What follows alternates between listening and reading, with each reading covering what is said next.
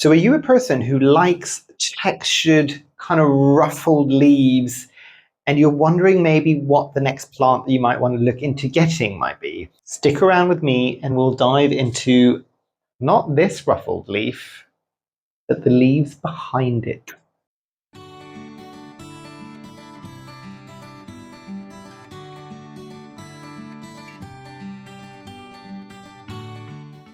Hi there, my name is Memo, this is my channel, Houseplantygoodness, and essentially it's a place where I like to geek out about my big passion. You might be able to see some of it behind me, it's tropical houseplants. So today's going to be a continuation of the plant review series, and as always I will lay the ground rules here in terms of these videos just to give you a better understanding of kind of where I'm coming from when I do these videos.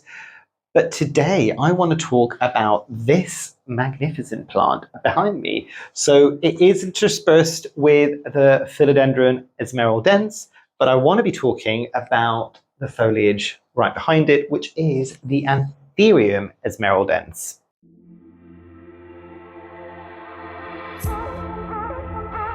So coming into the background of this plant, and for the people that have been here for a while, they have probably seen, and I will link it at the top there, the unboxing that I did for the Anthurium Esmeraldense from my first Ecuagenera order ever, I think. And I will also show you, I don't know whether or not it's going to pick up, I will see about adding in some clips here and there, but this thing here that I'm kind of shaking, very, very dark chocolatey leaf, is the newest leaf that's coming in from this plant. And you might be able to see, I know it's a bit of an odd angle, but this is the oldest leaf that came in my care. This was the newest leaf that came in my care, and they have done spectacularly. But background, again, as I said, got this from that Ecuagenera order, and it was one that I was just like, you know what?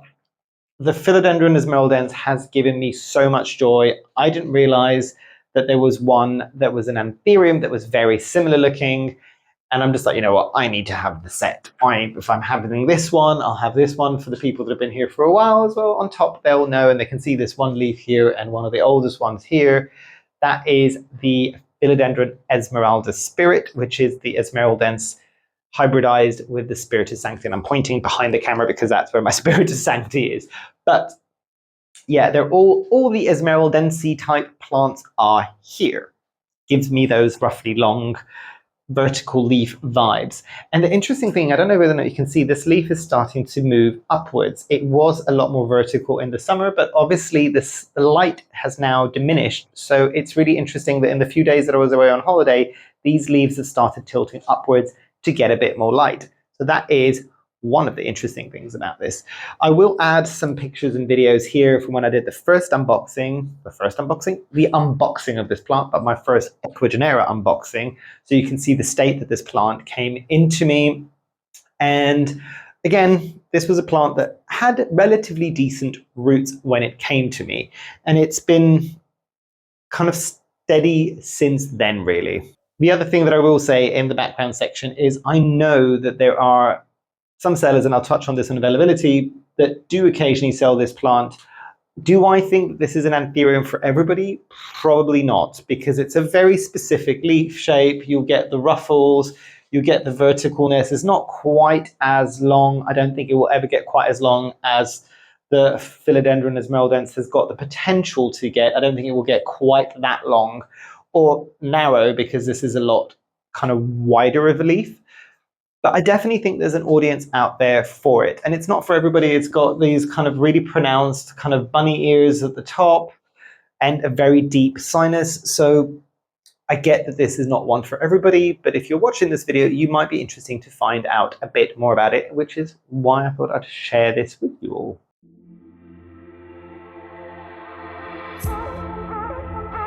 But coming into a speed of growth for this one, and it's really interesting, and I'll see if I can get 1, 2, 3, 4, I think 4 leaves were the original leaves that came with, and I think I've pretty much got all of them on there. Some of them are on the way out. The youngest leaves are on the way out.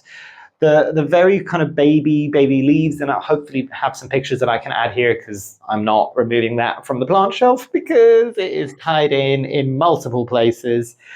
This is another one that does grow upright quite a bit, basically very, very long petioles for very large leaves, which again could fill up a space as long as you put a plant tie around those petioles, and it kind of keeps it as a bit of a bouquet of foliage.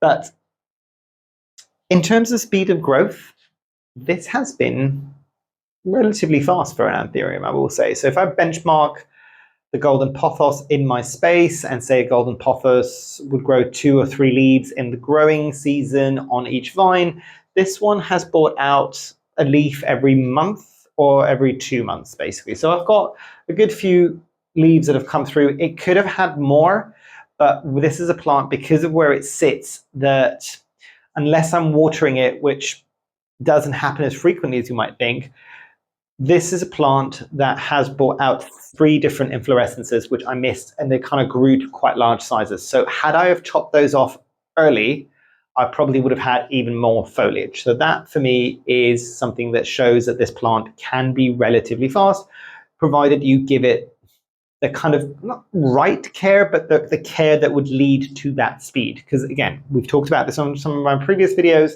With an anthurium, you could allow it to go towards inflorescence, get the bloom.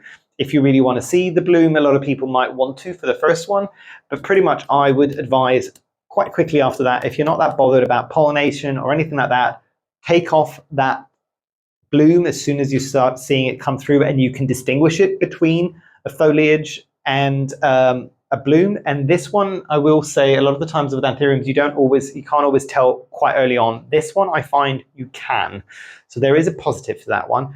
Take those blooms off quite quickly, you'll get more foliage, which ultimately, if you're growing a plant like this, unless you're going to be pollinating, the bloom isn't anything spectacular. You'd want the foliage, remove the bloom. Faster speed of growth.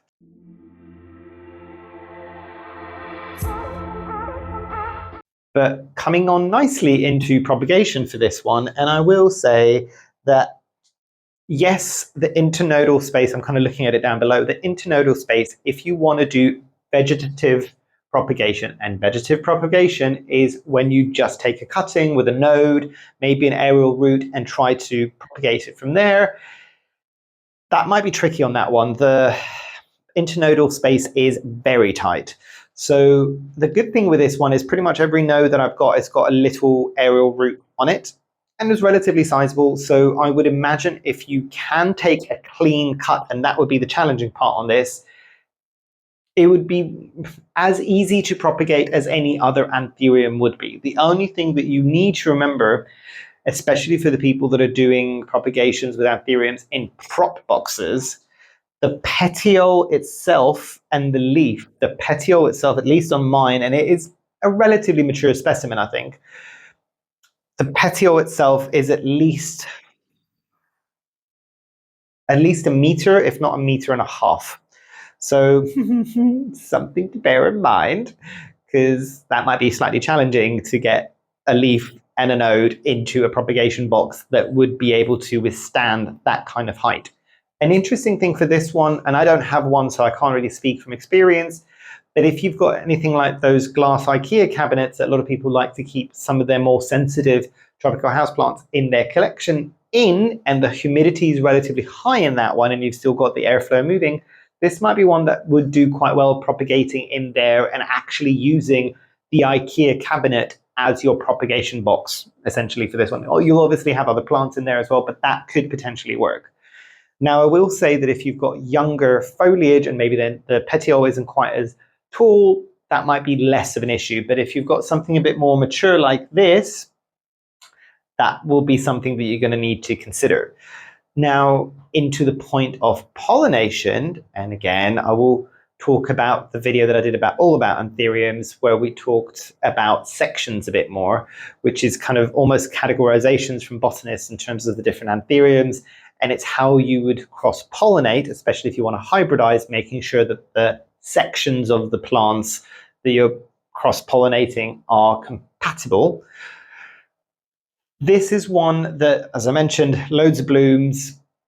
This could be one that you could easily pollinate in that respect. And actually, I will say when I've had the blooms, because I've forgotten them as well, it has a prolonged female stage and which means that it's quite receptive for a longer period of time. So as long as you're getting pollen from whichever other plant you're going to hybridize this, especially if you're going to have this as this not being your pollen donor plant, essentially, this one being the receptive plant and using the female stage of the bloom on this one, this is relatively easy to kind of spot, bloom, and get the pollination going. The compatibility is a different story. We talked about sections, but yeah. But so it's a tale of two different tales here. So vegetative propagation through cutting can be tricky because of that tight internodal space, as well as where you would want to put that much of a leaf in a petiole to get it to propagate. In terms of pollination, propagation, so getting seeds out of this, maybe hybridizing it with something else, probably not that difficult because of the abundance of bloom and that prolonged kind of female receptive stage, basically.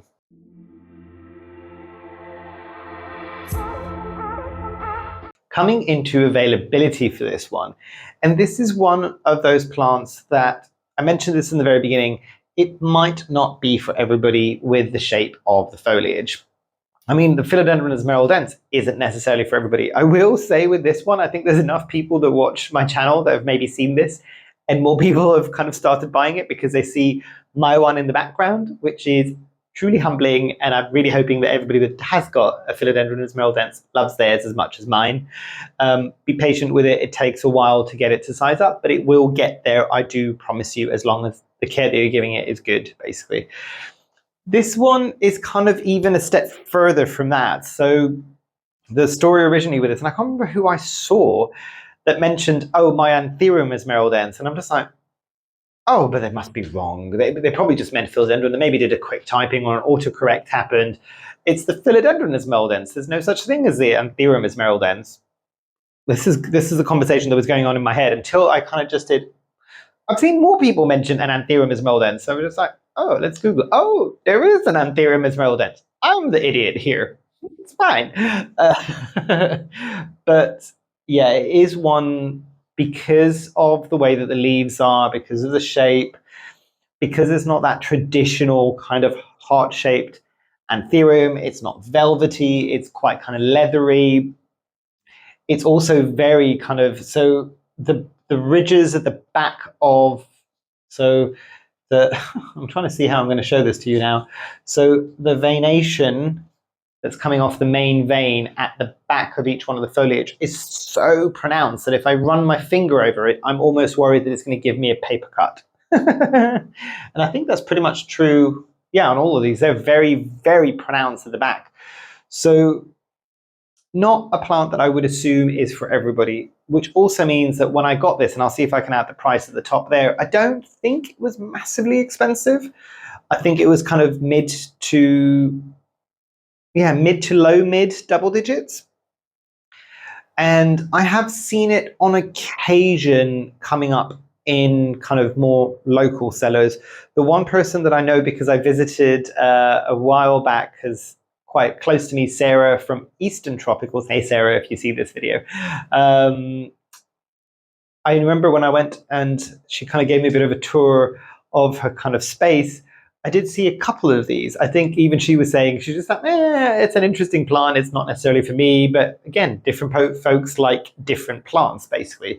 But I know that she's got them, so they might be coming onto her website at some point soon, or they might have already been and they've gone already. But you do occasionally see this crop up more locally, at least here in the UK. I wouldn't know for Europe for sure, or even for the States or the rest of the world for that matter.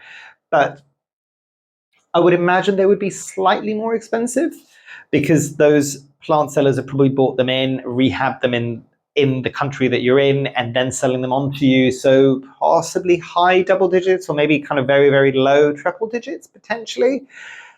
And I don't know whether or not that price is going to drop too quickly, because that demand that I was talking about there, whether or not there's enough people that are interested or are looking for this plant are there for it to have a massive boom in sales and a lot more people have it to then propagate it in whichever way they would propagate it. The trickiness of propagation might come into play there as well. whether or not that price will ever come down anytime soon, basically. So this is one that I think will relatively hold its value. Is whether or not you're buying this as an investment plant because you want to flip it around and make a quick profit off it. I don't think that's necessarily going to be the case. I think for a lot of this, it will be people that are just buying it for the joy of owning this plant, basically. So there is that to be said in terms of availability. And again, these are all my assumptions when it comes to this specific plant, but it's based on kind of what I'm seeing happen generally in the trends of the marketplace when we're looking at some of these slightly harder to find plants.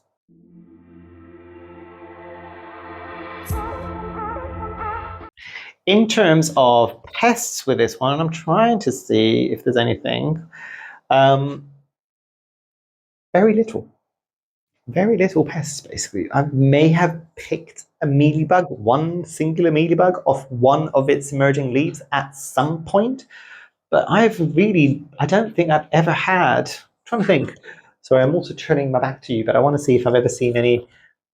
The only thing that I can think of, because sometimes a Philodendron Esmeraldense will get it in the grooves, is spider mites. But no, I don't think I've ever had spider mites in this. One solitary mealybug, never had any thrips, touch wood, or any other pests for that matter. So not bad in that respect. And I know a lot of people get really stressed about pests. So if you're worried about a plant that you might be getting being a bit more pest prone, at least in my experience, this isn't one that you're going to need to worry about, which I think is a bit of a plus for a lot of people.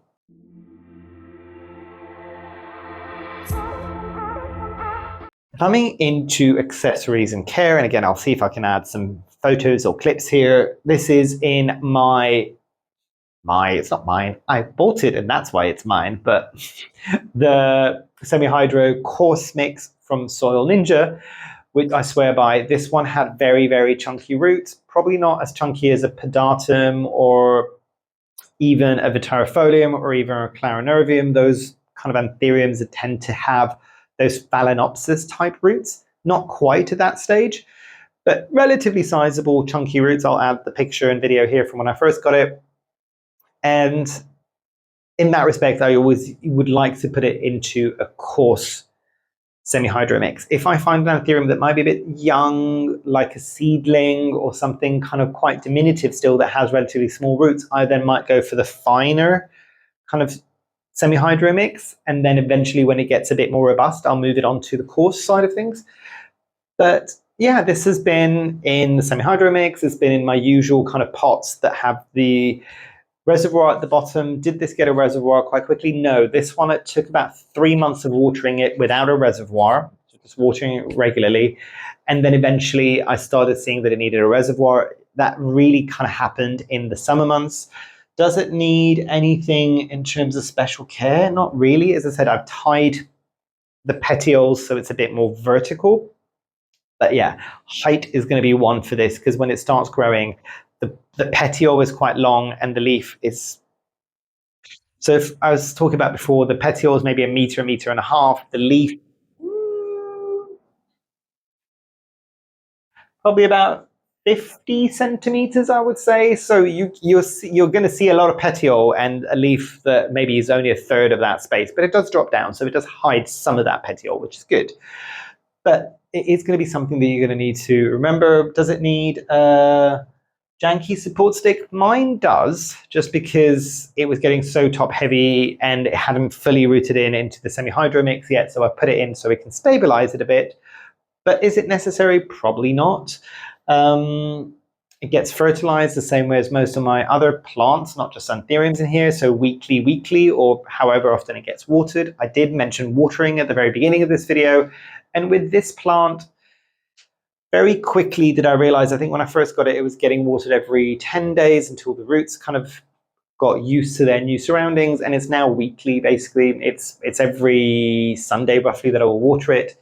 And I've been through a winter and a summer now to say that it didn't really change too much. The only difference is in the winter, I might not fill up the water reservoir quite as much as I did in the summer, because the summer it can be quite warm and it's quite thirsty in here. But because of those thicker roots, I find that it doesn't mind going a bit dry for a touch before it gets wet. Again, I'm not saying let this plant roots go fully dry and leave it for a week or two and then water it, because then you might be asking for trouble in terms of root rot happening, because the roots are desiccating, or kind of, I think, is it dry rot? So the roots have dried out and then they rot out because they can't absorb any of that oxygen because it's constantly wet.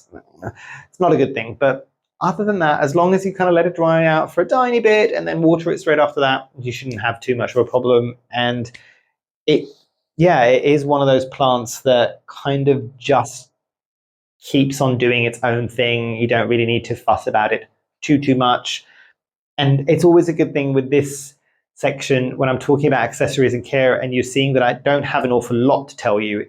It generally means that it's an easy plant. It generally means that it doesn't need an awful lot of fussing, basically.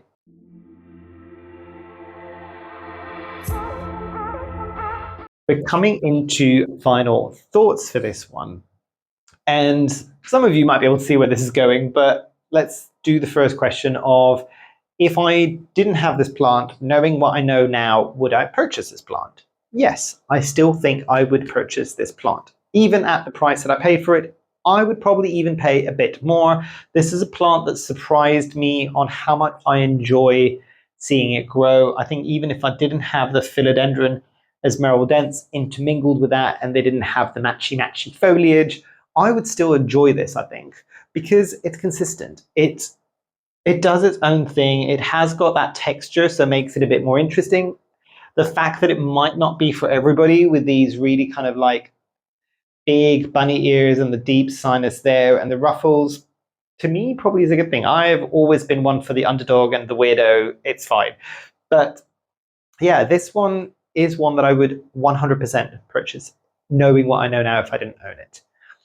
But coming into scoring, so from 0, 1 being the worst and 10 being the best on this one, where would I benchmark it? And I'll give it 2 scores. I'll give it an Anthurium score and I'll give it a general houseplant score. So an Anthurium score, I would give this a solid 8, actually. So 8, 7 to an 8, basically, in terms of an Anthurium. It is very robust. You don't really need to do too much to it or for it or about it, basically. But it is one that you can kind of let it do its own thing. Why haven't I given it a slightly higher score? I don't think it would take to drying out for prolonged period of times. Like I'm thinking my Folium would get a relatively high score because it can probably stay dry for a week or two, bone dry, and then water it and it's fine, but very thick roots basically. And you might get some kind of marks showing on the leaves. That one's got even thicker leaves, so Folium you might not be able to. Let me see if I can get some of the longest leaves. So you can see the very end of that one. That's an almost 2 meter long leaf at this point. But with this one, it's not quite there. That's why I'm taking a few of the points off there. Now, in terms of it as a regular house plant, probably about the same, actually. I don't know why I gave it 2 different scores, but 7 or 8, again, if you want to have an Anthurium and you haven't really done too much with Anthuriums, this isn't a bad one to learn on. It's relatively easygoing. Is this one that would need high humidity? I don't think so. I've only ever had it in here, so I wouldn't know. But based on how thick and leathery these leaves are and everything else about it, and as long as you've got it into something like semi-hydro and you're keeping its watering correct and it's keeping it happy, I wouldn't imagine this would have too much of a problem out in regular household humidity. The only thing I would then say is you definitely might need to look out for things like spider mites in these grooves, especially if the air around where you're going to put it is relatively dry. But other than that, solid plant. Solid plant. You need to remember those long petioles, which again might not be for everybody, or the shape might not be for everybody.